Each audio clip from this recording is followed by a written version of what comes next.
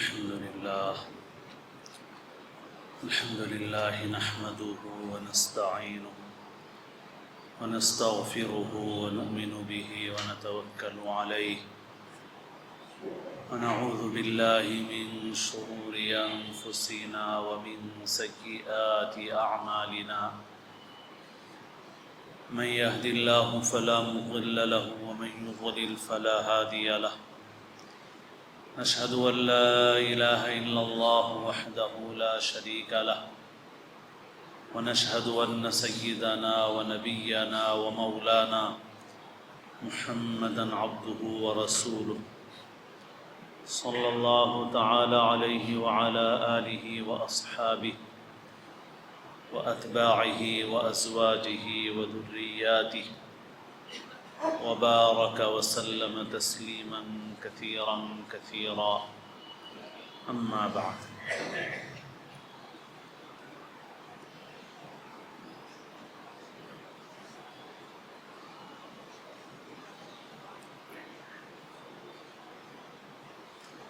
قابل احترام بزرگوں، عزیز دوستوں اور ساتھیوں،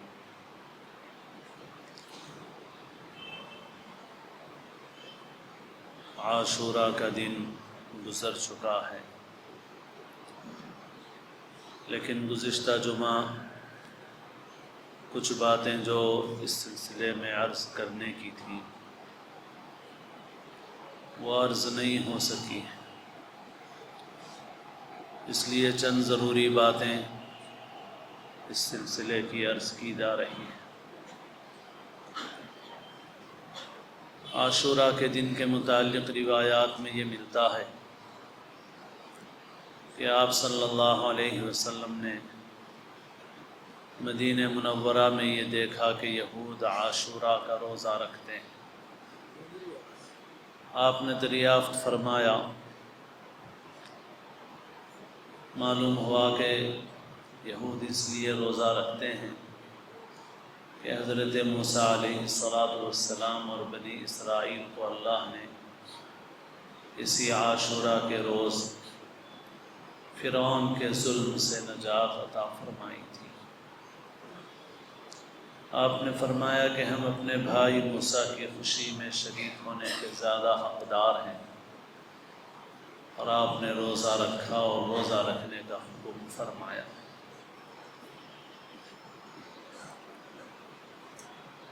اس روایت سے معلوم ہوتا ہے کہ عاشوراء کے دن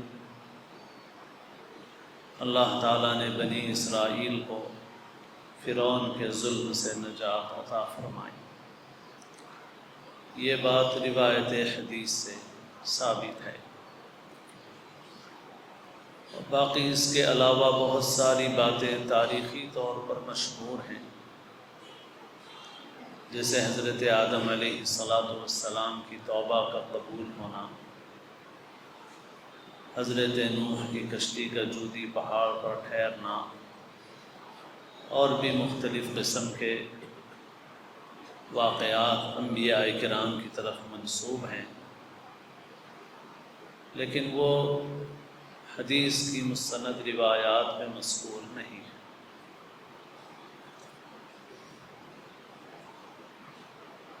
لیکن اتنی بات ہے کہ عاشوراء کا دن پچھلی امتوں میں بھی اہمیت والا دن تھا۔ اب ہمارے معاشرے میں اس عاشوراء کے دن کی پہچان حضرت سیدنا حسین رضی اللہ تعالیٰ عنہ کی شہادت سے ہے۔ چنانچہ 10 محرم عاشوراء کو شیعہ لوگ ماتم کرتے ہیں، اس سے پہلے اور اس کے بعد کئی دن تک مختلف قسم کی رسومات ادا کرتے ہیں۔ اہل سنت والجماعت میں بھی یہ بات داخل ہو گئی کہ وہ بھی اسی مناسبت سے محرم کے مہینے کو غم کا مہینہ، یا کم سے کم 10 تاریخ کو غم کا دن سمجھنے لگے۔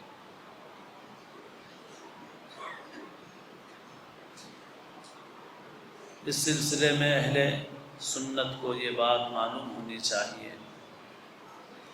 کہ غم کا ہونا الگ چیز ہے اور غم منانا الگ چیز ہے۔ کسی ایسے واقعے پر جو باعث غم ہو، غم کا ہونا فطری بات ہے۔ کسی کی موت کی خبر پر، کسی دردناک واقعے کی اطلاع یا تذکرے پر غم ہونا یا رونا آ جانا، یہ فطری بات ہے۔ لیکن جہاں تک سوگ اور غم منانے کی بات ہے، شریعت نے جس گھر میں کسی کا انتقال ہوا ہو، صرف اس گھر کے لوگوں کو 3 دن تک غم منانے کی اجازت دی ہے۔ غم منانے کا مطلب یہ ہے کہ وہ کوئی خوشی منانے کا خوشی کام نہیں کریں گے، اہتمام نہیں کریں گے، خوشی منانے والا کوئی کام نہیں کریں گے۔ باقی اس میں بھی ان کو مصنوعی طور پر رونے پلانے کی اجازت نہیں ہے۔ جو رونا آ جائے وہ جائز ہے، اس میں کوئی مذائقہ نہیں ہے۔ لیکن زبردستی مصنوعی طور پر بیانات کرنا، چیخنا، چلانا، کپڑے پھاڑنا، بال بکھیرنا، گال پیٹنا، یہ سب چیزیں منع ہیں۔ کبھی بھی کسی گھر میں غم کی بات پیش آیا تو اس وقت بھی یہ سب باتیں منع ہیں۔ اس کو جاہلیت کا عمل قرار دیا گیا ہے۔ النیاحۃ من عمل الجاہلیہ، نوحہ کرنا جاہلیت کا عمل ہے، اس سے سختی کے ساتھ منع کیا گیا ہے۔ اس لیے کبھی بھی غم کی کوئی بات پیش آئے تو اس پر غم ہونا، آنکھوں سے آنسو رواں ہونا، رونا آ جانا فطری ہے، اس سے دین نے منع نہیں کیا ہے۔ لیکن اس طرح بناوٹی طور پر غم منانے، چیخنے چلانے، رونے پیٹنے کی اجازت نہیں دی گئی۔ تو کسی گھر والوں کے لیے جس گھر میں غم کا واقعہ پیش آیا ہو، صرف 3 دن تک یہ احکام ہے۔ بیوہ کے لیے کچھ احکام ہیں، وہ تقریباً 4 مہینے کے آس پاس ہیں۔ باقی اس کے علاوہ کسی واقعے کی ہر سال یادگار بنا کر غم منانا، یہ ہماری شریعت میں نہیں ہے۔ اس وجہ سے اہل سنت کو ان طریقوں سے پرہیز کرنا چاہیے۔ سیاہ کپڑے پہننا، یا یہ کہ نکاح نہ کرنا، دلہن کو میکے بھیج دینا، بچوں کو فقیر بنانا، سبز کپڑے پہنانا، گوشت نہ پکانا 10 تاریخ کو، یہ سب ایسی چیزیں ہیں جن کی شریعت میں کوئی دلیل اور بنیاد نہیں ہے، اور ایسی رسمیں ہیں جو جہالت اور ناواقفیت کی وجہ سے شیعوں سے آ گئی۔ اس وجہ سے مسلمانوں کو ان کاموں سے بچنے کا اہتمام کرنا چاہیے۔ اور شیعہ لوگ تو اس سے آگے بڑھ کر تعزیہ بناتے ہیں، اس کا جلوس نکالتے ہیں اور مختلف قسم کی غلط حرکتیں کرتے ہیں۔ اصلاً تو یہ کام شیعہ کرتے ہیں، لیکن اہل سنت میں سے بھی ایک طبقہ اپنی ناواقفیت کی وجہ سے ان کاموں کو کرتا یا ان کاموں کے اندر شریک ہوتا ہے، یا کم سے کم ان کا تماشا دیکھتا ہے۔ لیکن یہ سب باتیں درست نہیں ہیں، نہ یہ کام کرنا ہے، نہ ایسے کسی جلوس میں شریک ہونا ہے، نہ ایسے کسی جلوس کا تماشا دیکھنا ہے۔ من کثر سواد قوم فہو منہم، جو کسی کا مجمع بڑھائے گا انہی میں سے سمجھا جائے گا۔ ہم تماشا دیکھتے ہیں تو اس کی حوصلہ افزائی ہوتی ہے، اس غلط کام کو قوت پہنچتی ہے۔ اور یہ تعزیہ بنانا، بٹھانا اور اسے لے جا کر کے ڈالنا، ٹھنڈا کرنا، پتہ نہیں کیا کیا کرتے ہیں، اہل سنت کے تمام مکاتب فکر کے نزدیک درست نہیں ہے۔ ہمارے بر صغیر میں اہل سنت کے 2 بڑے مکتب فکر ہیں، ایک دیوبندی مکتب فکر ہے، ایک بریلوی مکتب فکر ہے۔ دونوں مکاتب فکر اس کے غلط ہونے پر متفق ہیں، اس میں کوئی اختلاف نہیں۔ چنانچہ بعض جگہوں پر جو مسلمان اس طرح کی حرکتیں بڑے زور و شور سے کرتے تھے، جب ان کو بریلوی مکتب فکر کے علماء کے فتاویٰ بتائے گئے مولانا احمد رضا خان صاحب کے فتوے اور عبارتیں بتائی گئی، اور اس مکتب فکر سے تعلق رکھنے والے دیگر علماء اور مفتیان کے فتاویٰ بتائے گئے، تو قبول کرنے والوں نے قبول کیا، لیکن جو لوگ جہالت کی وجہ سے اڑے رہتے ہیں ان لوگوں نے کہا کہ بھئی ہم نہ یہ ہیں نہ وہ ہیں، ہم تو بس تعزیہ بنانے والے ہیں۔ تو بہرحال ایسے لوگوں کے اندر علم کو عام کرنے کی ضرورت ہے۔ پھر اس کے ساتھ کچھ ایسے کام بھی کیے جاتے ہیں جو اور بھی زیادہ نامناسب اور برے ہیں۔ مثلا وہاں منتیں مانی جاتی ہیں، یہ سمجھا جاتا ہے کہ اس کے ساتھ فلاں کام کیا جائے، اس پر کچھ چڑھایا جائے، اس کے سامنے کوئی ناریل پھوڑا جائے، کچھ ایسا کیا جائے اور نظر مانی جائے تو اولاد ہو جائے گی، کام بن جائیں گے۔ کوئی لڑکا اس کے بعد پیدا ہو گیا تو اس کا نام بھی حسین بخش رکھ دیا، علی بخش رکھ دیا، نعوذ باللہ نعوذ باللہ۔ یہ کام بہت ہی حد سے تجاوز والے کام ہیں، یہ مسلمان کو توحید کے دائرے سے نکال کر شرک کے دائرے میں پہنچا دیتے ہیں۔ ویسے الحمدللہ بہت بڑی تعداد علم کے آنے کی وجہ سے ان چیزوں سے دور ہو گئی، لیکن پھر بھی کچھ مسلمان ایسے ہیں، اہل سنت ایسے ہیں جو علم اور دین سے دوری کی وجہ سے ان رسومات کے اندر مبتلا ہیں۔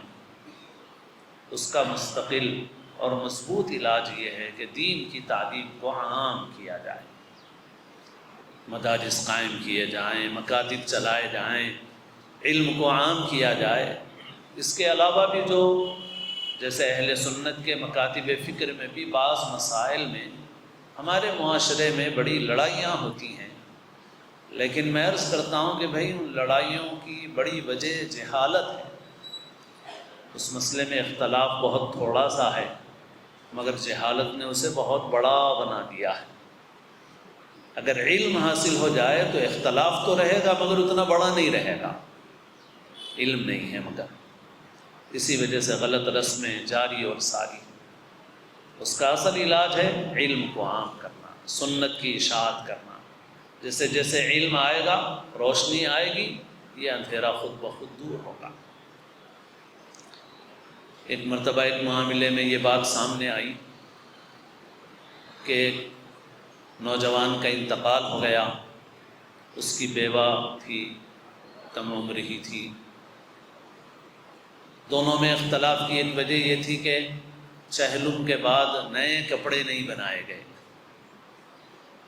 تو میرے لیے نئی بات تھی، میں نے کہا کہ یہ کیا بات ہے؟ کہا کہ یہ طریقہ ہے کہ جب چہلم ہو جائے تو چہلم ہو جانے کے بعد نئے کپڑے بنانا چاہیے۔ تو میں نے کہا بھائی عدت گزارنے کا جو دن ہے وہ جو وقت ہے وہ 4 مہینے 10 دن کا ہے، اور 4 مہینے 10 دن تک بیوہ کو کسی قسم کے بناؤ سنگھار کی اجازت نہیں ہے۔ تو جو احکام عدت کے ہیں وہ احکام پورے 4 مہینے 10 دن کے ہیں، اس میں 40 دن پہ کچھ فرق ہوتا ہے، کچھ احکام بدلتے ہیں، ایسا کچھ بھی نہیں۔ تو ایک غلط چیز ہے، رسمیں ہیں۔ اب ظاہر ہے کہ آپ کسی بھی عالم مفتی سے پوچھیں گے اہل سنت کے کسی بھی مکتب فکر کے، تو وہ یہی کہے گا کہ بھئی یہ تو غلط چیز ہے۔ تو اسی لیے میں عرض کرتا ہوں کہ بھائی بہت سی چیزیں ایسی ہیں، اختلاف نہیں ہے اصل میں علماء میں نہیں ہے اختلاف، مفتیوں میں نہیں ہے اختلاف، اصل مسئلہ جہالت کا ہے، ناواقفیت کا ہے، علم حاصل نہیں کیا۔ اسی لیے عرض کرتا ہوں کہ بھئی ٹھیک ہے، آپ جس مکتب فکر کے علماء مفتیان سے مطمئن ہیں آپ ان سے تو پوچھ لو مسئلہ، پہلے ان سے معلوم کر لو کہ کرنا چاہیے نہیں کرنا چاہیے، پھر اس چیز کا کیا درجہ ہے، کیا حکم ہے۔ تو بہرحال یہ ہے کہ بہت سی چیزیں جہالت کی وجہ سے، حقیقت میں اختلاف نہیں۔ تعزیہ والا معاملہ بھی ایسا ہی ہے کہ اس میں بھی اہل سنت کے مکاتب فکر میں کوئی اختلاف نہیں ہے اس کے غلط ہونے پر۔ دیوبندی، بریلوی، دونوں بڑے مکاتب فکر کے علماء متفق ہیں کہ یہ سب چیزیں غلط ہیں، ناجائز ہیں، مگر ایک طبقہ علم اور دین سے دوری کی وجہ سے ان چیزوں کے اندر مبتلا ہے۔ دین کا علم عام کیا جائے ان کے اندر تاکہ وہ ان چیزوں سے دور ہو۔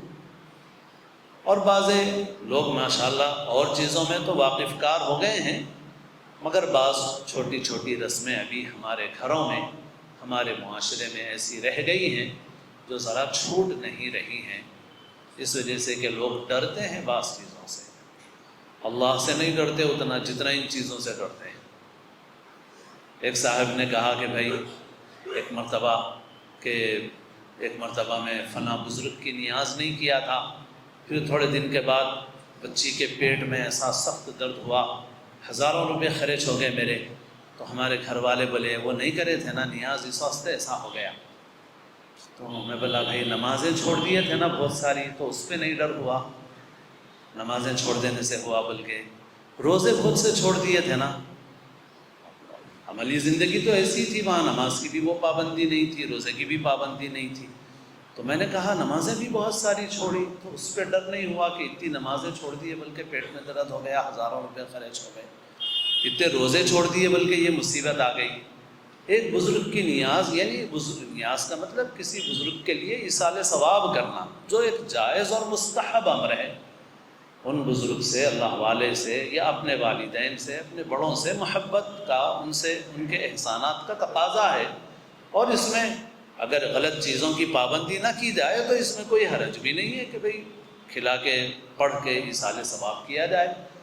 تو ایک بزرگ کے لیے ایصال ثواب کرنا ایک مستحب امر ہے۔ تو ایک مستحب چیز کے چھوٹنے پہ آپ کو یہ ڈر ہو رہا ہے کہ اس کے چھوڑ دینے کی وجہ سے پیٹ میں درد ہو گیا، ہزاروں روپے خرچ ہو گئے، نقصان ہو گیا، یہ نقصان ہو گیا، وہ نقصان ہو گیا، تو یہ ڈر آپ کو ان چیزوں پہ ہے، فرائض چھوڑنے پہ نہیں ہے، نماز چھوڑنے پہ نہیں ہے، روزہ چھوڑنے پہ نہیں ہے، بہت سارے بڑے بڑے گناہ کر رہے ہیں، اللہ کی نافرمانیاں کر رہے ہیں، اس پہ یہ ڈر نہیں ہے آپ کو۔ تو یہ اصل میں بات یہ ہے کہ ہم دین سے دور ہیں، علم سے دور ہیں۔ جیسا ہمارا عقیدہ مضبوط ہونا چاہیے ویسا عقیدہ مضبوط نہیں ہوا، اس لیے چھوٹی چھوٹی چیزوں سے ڈر رہے ہیں، کبھی دین سے ڈر رہے ہیں، کبھی فلاں چیز سے ڈر رہے ہیں، یہ دن نہ کو کرو، وہ دن نہ کو کرو، شادی کر رہے ہیں تو دن دیکھ رہے ہیں، کیلنڈروں میں بعض نحس تاریخیں لکھی ہوئی ہیں تو کون سی منحوس تاریخیں ہیں وہ دیکھ رہے ہیں۔ یہ سب ناواقفیت کی باتیں ہیں، دین سے دوری کی باتیں ہیں۔ اللہ نے ہم کو ایسا دین دیا ہے کہ ہمیں ان سب چیزوں میں پڑھنے کی کوئی ضرورت نہیں ہے، اور اللہ کا یہ احسان ہے کہ جو دین اللہ نے ہم کو دیا ہے وہ محفوظ ہے۔ جتنی دین کی تعلیمات ہمارے پاس محفوظ ہے، کسی کے پاس نہیں ہے۔ جو کچھ ہے الحمدللہ کتابوں میں لکھا ہوا ہے، جو عمل جس درجے کا ہے اس کا درجہ بھی لکھا ہوا ہے، یہ عمل جائز ہے، یہ مستحب ہے، یہ سنت کے درجے میں ہے، یہ واجب کے درجے میں ہے، یہ فرض کے درجے میں، ہر چیز کا درجہ لکھا ہوا ہے، اور ہر چیز کے احکام لکھے ہوئے ہیں ہمارے پاس۔ اس وجہ سے ایسی کتابیں، ایسی باتیں جو کسی کے پاس بھی نہیں ہیں، کسی کتاب میں بھی لکھی ہوئی نہیں ہیں، بس چل پڑی ہیں، تو ان کے متعلق علماء سے رجوع کرو، علماء سے علم حاصل کرو، اور جو علم حاصل ہو اس کے مطابق عمل کرو۔ تو غرض یہ کہ اس قسم کی رسومات جو ہمارے معاشرے میں ہیں، ان رسومات کو ختم کرنا چاہیے، ان رسومات سے بچنا چاہیے، اور اسی طرح سے سفر کے مہینے میں بھی لوگ اسی قسم کی بہت سی حرکتیں کرتے ہیں۔ یہ سب چیزیں بے بنیاد ہیں، ان بے بنیاد چیزوں کو چھوڑیں، دین کا علم حاصل کریں، دین پر مضبوطی کے ساتھ عمل کریں۔ محرم کی رسومات ہوں، سفر کی رسومات ہوں، یا سال بھر ہونے والے، علم حاصل کرو۔ آپ اختلافات کو آڑ بنا کے غلط چیزوں پہ مت رہو، ٹھیک ہے؟ آپ کو ہم پر بھروسہ نہیں ہے، آپ کو جس عالم پہ بھروسہ ہے آپ اس سے پوچھو، مگر عالم سے پوچھو۔ ہاں، ایک المیہ یہ بھی ہے کہ ہمارے معاشرے میں جاہل مقرروں کی بھی ایک بڑی تعداد ہے، یہ مگر سمجھ لیجیے آپ۔ جیسے ڈاکٹر مستند ڈاکٹرز بھی ہوتے ہیں، مستند حکیم بھی ہوتے ہیں، لیکن سماج میں آپ کو بہت سارے عطائی حکیم اور خود ساختہ ڈاکٹر ملتے ہیں آپ کو، اور بعض اوقات بعض چیزوں میں ان سے فائدہ بھی ہوتا ہے لوگوں کو، کچھ چٹکلوں سے فائدہ بھی ہوتا رہتا ہے، کچھ نسخوں سے فائدہ بھی ہوتا رہتا ہے، مگر وہ اتھارٹی نہیں ہوتے۔ وہ اتھارٹی تو وہی ڈاکٹر ہوگا، وہی حکیم ہوگا جو مستند ہے، جو پڑھا لکھا ہے، جس کے پاس علم ہے۔ باقی بعض اوقات اس کے کسی چٹکلے سے فائدہ ہو جاتا ہے، کوئی فارمولہ مل جاتا ہے، کوئی نسخہ مل جاتا ہے، اس کو علاج کرتا رہتا ہے، لیکن جب معاملہ اہم ہوتا ہے، نازک ہوتا ہے، تو آدمی پھر مستند حکیم اور ڈاکٹر سے رجوع کرتا ہے، ہر عطائی سے نہیں رجوع کرتا۔ تو ہمارے معاشرے میں ایک تعداد ایسے مقررین کی ہے جو مقرر تو بن گئے ہیں مگر علم نہیں ہے ان کے پاس. اور یہ بات ہم ہی نہیں کہتے، خود اس طبقے کے بھی علماء سے آپ پوچھ لو جو واقعتاً اہل علم ہے، تو وہ لوگ بھی بولیں گے ہاں بھائی مقرر بہت زبردست ہے مگر جتنا مقرر ہے اتنا ہی خالی بھی ہے ہمیں. تو ایسے بہت سارے لوگ ہیں. تو ویسے لوگ نہیں، جو واقعتاً علماء ہیں. دو چیزیں ہیں کسی سے دینی رہبری حاصل کرنے کے لیے، ایک علم، دوسرے تقویٰ. جس کے پاس علم ہے، جس کے پاس تقویٰ ہے، تو آپ کو جس مکتب فکر پر اعتماد ہے اسی مکتب فکر کے اہل علم اور اہل تقویٰ سے مسئلہ پوچھیے. ان علماء سے جو علماء متقین ہیں، جن کے پاس واقعتاً علم ہے، جن کے پاس تقویٰ پرہیزگاری ہے، آپ ان سے پوچھیے، ان سے پوچھ کے عمل کیجیے تو آپ کو صحیح بات معلوم ہو جائے گی اور آپ بہت ساری خرابیوں سے بچ جائیں گے. بعض چیزیں جو ایسی رسموں کی ہیں یا خلاف سنت ایسی چیزیں جو ہمارے معاشرے میں دین سمجھ کر اختیار کی جاتی ہیں، ان کی ایک موٹی سی علامت بھی ہے.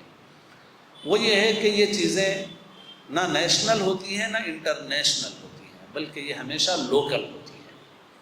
اس قسم کی رسمیں یعنی حیدرآباد میں الگ رہیں گی، ناگپور میں الگ رہیں گی، بھوپال میں الگ رہیں گی، دہلی میں الگ رہیں گی، بنگلور جائیں گے تو الگ رہیں گی. ہاں، جہاں آپ جائیں گے الگ الگ.